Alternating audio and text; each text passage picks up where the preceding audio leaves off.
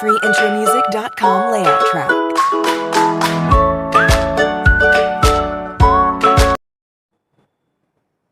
Good morning, students. Once again, welcome in DSS online classes. This is Yadav, and today we are going to discuss our next topic, and I think this is the final topic of Political Science chapter 1st, Constitution, why and how. Students, today's our topic is institutional arrangements. Institutional arrangements in Indian Constitution.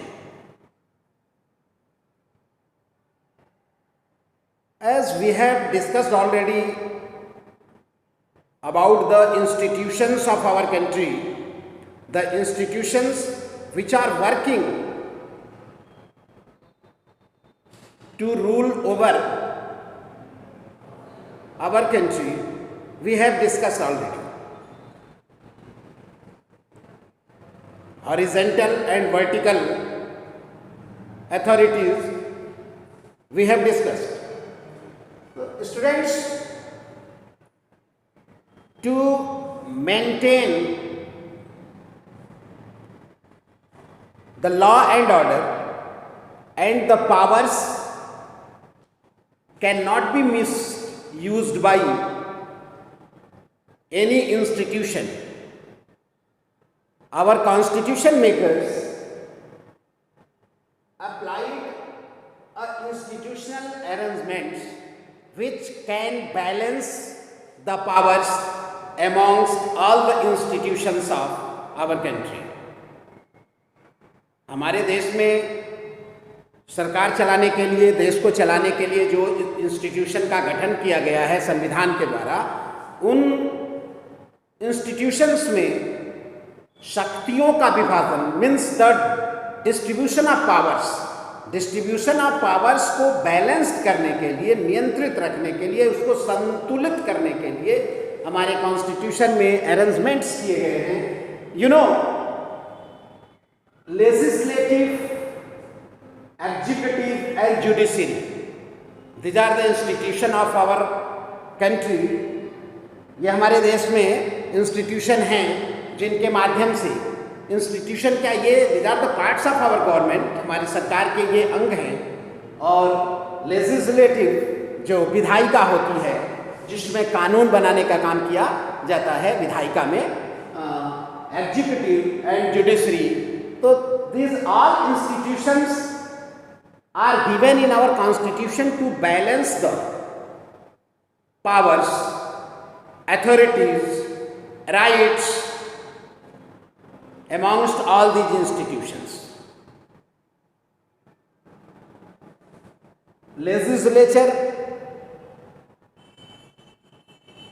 के साथ executive, judiciary का control executive और legislature दोनों पर होता है. We have discussed before, if any law is made by the legislature and that law is not suitable for the citizen of our country, then what will happen? That law will be enforced, implemented over the population of the country. But that law, if that law is not suitable, not fit for the citizen of the country, that law will be reviewed by the judiciary and it will be disactive,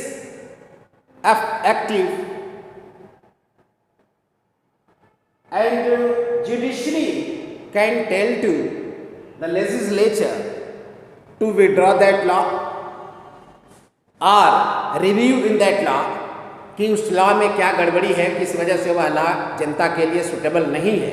तो इस condition में judiciary legislature को उस law को back करने के लिए कह सकता है, या फिर उसमें चेंजिंग ओवर यानी मॉडिफिकेशन करने के लिए, अमेंडमेंट करने के लिए कह सकता है कि आप इसमें अमेंडमेंट करो, इसमें संशोधन करो और फिर उसके बाद इस लॉ को अप्लाइड करो, इसको एक्ट बनाओ और देश की जनता के ऊपर इसको अप्लाई करो, ऐसा कह सकता है। तो ये शक्तियों का विभाजन जो किया गया है, यह संतुलन बनाने के लिए यही इंस्टीट्यूशनल अरेंजमेंट, इसी को कहा जाता है कि institutional arrangement in Indian constitution. तो पहले तो initially the powers are distributed amongst these three parts of the government, these institutions, legislative, executive and judiciary, इनमें किया गया है। Then after the central government and state government, the powers are distributed between central government and state government. तो यह भी क्या है, ये भी एक इंस्टीट्यूशनल अरेंजमेंट है, एक शक्तियों का विभाजन किया गया है, अरेंजमेंट किया गया है कि कोई भी अपने अधिकार के अलावा किसी दूसरे के अधिकार में इंटरफियर नहीं करेगा। इसके लिए इंस्टीट्यूशनल बैलेंस बनाया गया है। हमारे कॉन्स्टिट्यूशन में इस चीज का काफी ध्यान रखा गया है।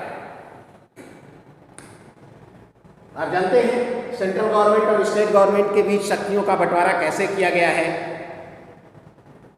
There are in class 10th I think you studied about that, there are 3 lists are given in our constitution: union list, state list and concurrent list. So these lists show the powers of these institutions, central government and state government. Central government union list पे जो subjects हैं उसमें कानून बनाती है, तो उसका अधिकार वहाँ तक सीमित है। फिर स्टेट गवर्नमेंट जो स्टेट लिस्ट में जो प्रोविजंस हैं स्टेट लिस्ट के अकॉर्डिंग रूल्स बनाती हैं, लॉज बनाती हैं। फिर कंकरेंट लिस्ट पे जो central government and state government, central government as well as state government can make the law on the basis of concurrent list, but after all central government is given preference regarding this. Central government को इसमें preference दिया जाता है, वरीयता दी जाती है कि central government जो डिसीजन लेगा उसको स्टेट गवर्नमेंट के अपेक्षा अधिक तरजीह दी जाएगी, अधिक उसको प्रिफरेंस दिया जाता है। तो ये शक्तियों का बंटवारा है, यह पावर्स का डिस्ट्रीब्यूशन है, जिससे कि कोई भी इंस्टीट्यूशन अपने पावर के अलावा अपने पावर का मिसयूज भी न कर पाए, उसका गलत तरीके से इस्तेमाल भी न कर पाए। इसलिए एक इंस्टीट्यूशन को दूसरे इंस्टीट्यूशन से इंटरकनेक्ट किया गया है और उसको देखने के लिए, उसको रिव्यू करने के लिए, उसका सुपरविजन करने के लिए इंस्टीट्यूशंस बनाए गए हैं। तो our constitution makers use their experiments and experiences from other countries to form the law to make the constitution.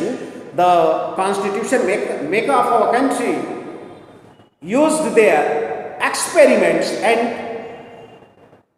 experiences, अपने अनुभवों का और अपने आविष्कारों का प्रयोग किया कॉन्स्टिट्यूशन बनाने वाले लोगों ने।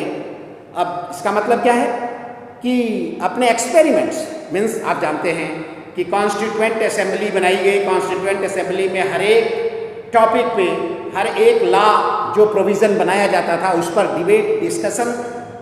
After a long debate and discussion any provision was passed in constituent assembly and that was then included in the constitution of our country.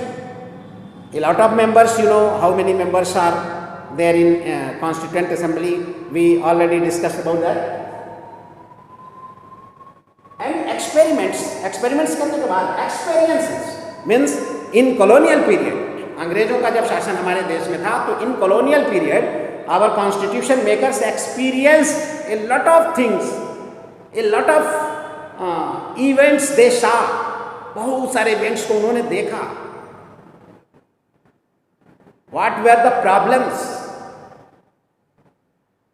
A person who has not authority, who has not rights,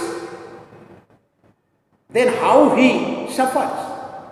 एक आदमी जिसके पास अधिकार नहीं है, वह कैसे सफ़र करता है? अधिकारों के अभाव में वह कैसे सफ़र करता है? इन सारी चीज़ों को हमारे कॉन्स्टिट्यूशन मेकर्स ने एक्सपीरियंस किया था, अनुभव किया था कॉलोनियल पीरियड में, जब गुलामी कर रहे थे हम अंग्रेज़ों की, यानी कि हम उस समय हम स्लेव थे। हमारे पास अपना, हमारे देश में सॉवरेनिटी नहीं थी, हमारे पास संप्रभुता नहीं था, हमारे लिए कानून बनाने का काम अंग्रेज़ करते थे। तो ब्रिटिश असेंबली में पास किया जाता था। तो उस समय किस तरह की दिक्कतें, किस तरह की परेशानियां होती थी, इन सारी परेशानियों को हमारे कॉन्स्टिट्यूशन मेकर्स ने एक्सपीरियंस किया था और उसके बाद उसको हमारे कॉन्स्टिट्यूशन में ऐसे प्रोविजंस डाले गए. The provisions are included in the constitution to remove those difficulties which they saw in the colonial period. It was the benefit of experience which they gathered from the colonial period. And experiments they often did. प्राय वे experiment तो करते ही थे. जब debate and discussions होते थे तो वो experiment थे, एक तरह के आविष्कार किए ही जाते थे, क्योंकि इतने लोगों के बीच डिबेट डिस्कशन के बाद कोई चीज़ आती है, इसका मतलब डेफिनेटली वह एक परिष्कृत साफ सुथरा प्रोविजन कॉन्स्टिट्यूशन में होगा. And you know, a lot of people say Indian Constitution is a copyright. But in my glance, this is not copyright of any other country's constitution. Just we take provisions from we took provisions from the other countries. But those provisions were matched with the Indian people on that time, so they included in the constitution.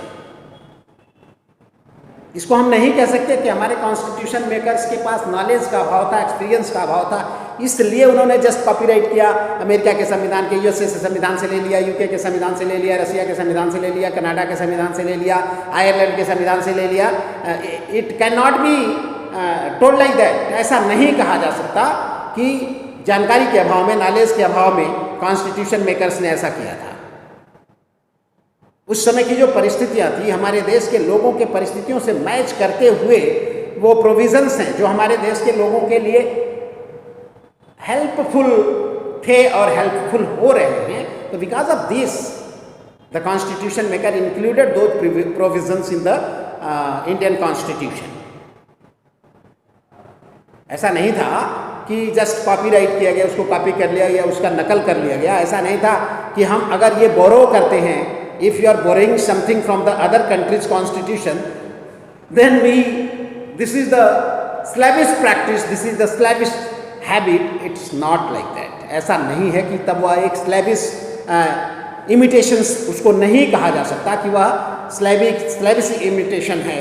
और सारे provisions जो constitution में हमारे लिए गए हैं, सब उस समय तो वो सब आइडेंटिफाइड किए गए हैं ग्राउंड्स पे कि वह हमारे इंडियन प्रॉब्लम्स को शूट करते हैं कि नहीं. अगर वो इंडियन कॉन्स्टिट्यूशन को शूट नहीं कर रहे होते तो ज़बरदस्ती हम किसी भी प्रोविज़न को हमारे कॉन्स्टिट्यूशन में कर नहीं लेते. जो भी प्रोविज़न्स लिए गए हैं यह काफ़ी साफ सुथरे प्रोविज़न हैं और हम इसको स्लैविश इमिटेशन नहीं कह सकते. ये लोगों की समस्याओं से मिलते जुलते उनके निराकरण के लिए, उनके सल्यूशन उस प्रोविज़न में थे, इसलिए उस प्रोविज़न को हमारे कॉन्स्टिट्यूशन में शामिल किया गया था. तो बहुत सारे प्रोविज़न्स. फंडामेंटल राइट यूएसए के कॉन्स्टिट्यूशन से लिया गया.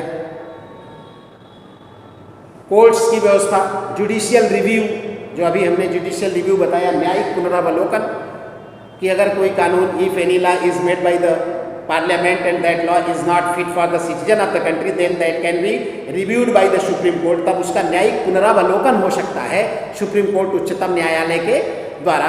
उच्चतम न्यायालय उसको देख सकता है इस मामले में क्या, इस कानून में क्या गड़बड़ी है कि ये देश के लोगों के लिए सही है नहीं है, उसको रिव्यू कर सकता है. तो ये प्रोविज़न जो है वह यूएसए के कॉन्स्टिट्यूशन से लिया गया. फंडामेंटल राइट जो मौलिक अधिकार हैं, मूल अधिकार हमारे हैं, जो इस समय 6 नंबर में 6 हैं, 6 मौलिक अधिकार हैं.